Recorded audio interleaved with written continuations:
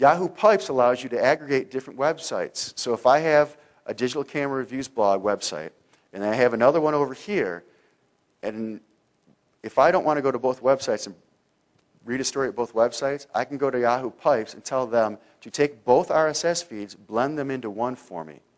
So I only have one RSS feed to worry about. But why would I want to do that if my Outlook brings it all into my laptop anyhow every time I fire it up in the morning? Does anybody want to guess? Why would I say take the content from here and the content here and put it together for me in one feed when really it's not too hard for me to grab a feed from A and a feed from B to begin with? No one wants to guess? Because I'm getting content. Getting content and I'm making it unique content. So I take content from A's RSS feed, I take content from B's RSS feed, and Yahoo Pipes allows me to blend them together in a way that the search engines consider them to be somewhat unique. Then I take that content and I plug it into my WordPress blog and my digital camera review site, and it builds itself using content from other sources. And I'll show you a picture later. But that entire website has thousands of posts. And other than that camera one, we haven't done it by hand. It's all done for us automatically by RSS feeds and data feeds. If you go to totallyfreeblogtools.com/pipes, Yahoo Pipes is kind of difficult to work with. It's free. This service is free. I had one of my guys, who's a computer programmer, go out there and he actually built specialized Yahoo Pipes for you guys to use. So all you have to do is just go to totallyfreeblogtools.com/pipe, literally click on that button, put in a topic that you're interested in having some unique content created for. Yahoo Pipes will do all the work for you. But it's a specialized pipe that my guy built. So if you guys need unique content, you want RSS feeds, you want to use this unique content, just go to totallyfreeblogtools.com/pipes. My guy made it easy for you. I'll show you what we do with it later. Is that clear on RSS feeds and using it for content? We can take an RSS feed, we can publish it to any blog that we want. But if we just take it without changing it, it's pretty much duplicate content. I'm not afraid of duplicate content. Search engines will not throw you out for duplicate content. They won't penalize you other than taking you out of the rankings. And to be honest, there's not that big of a duplicate content penalty if you know what you're doing.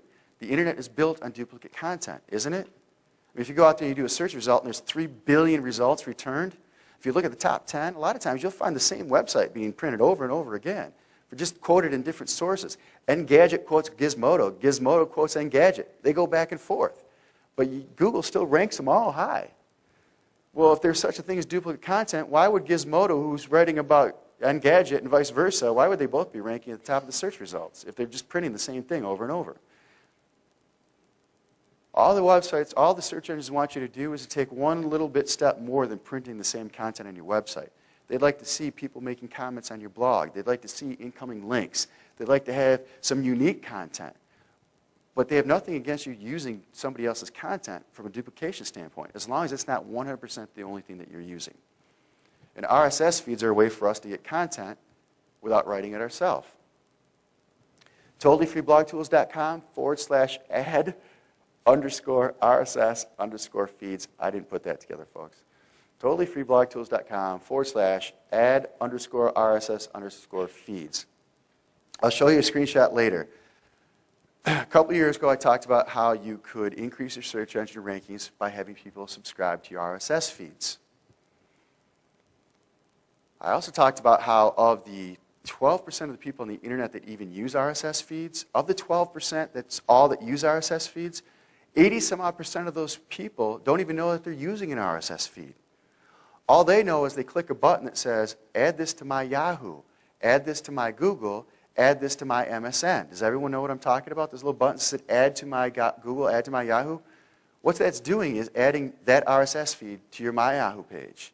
And that's a technique years ago we were using that we figured out real quick, that the more people that subscribe to your buttons, the sooner the search engines come to your website and rank you and index your websites. So I put a tool up also as part of another test for getting free incoming links. I had a tool built, and it's at /add_RSS feeds. It'll create those buttons for you. It was funny because one of my developers had called up. He goes, how do you get all those nice little buttons on the side of your blog? I said, well, I just had my guy pack together a script. It took him about 15 minutes, literally. And this guy is an expert at what he does. And he's got programmers. I know he does because we pay one of them quite a bit of money each month. He goes, wow. He goes, because normally you have to do them one by one. I said, well, we just had the script made. So I thought, well, if he thinks it's of value, obviously it's of value because he's an expert at developing software. So it's a neat little tool. It's free to use. I didn't think it was that big of a deal, but obviously it is because thousands of people are linking to it and recommending it all over the place, and the website gets tons of traffic for giving it away. So something else you'll need is called openads.org. Remember how I showed you how we rotate the Amazon ads and we rotate the AdSense ads, and we want to take a look at it, see which one's making us more money, and then we control, do we show more AdSense ads or do we show more Amazon ads? The program that does it for us is completely free. You'll find it at openads.org. I've been using that software for 4 years now. They changed the name last year. It used to be called PHP My Ads. So if you heard of PHP My Ads,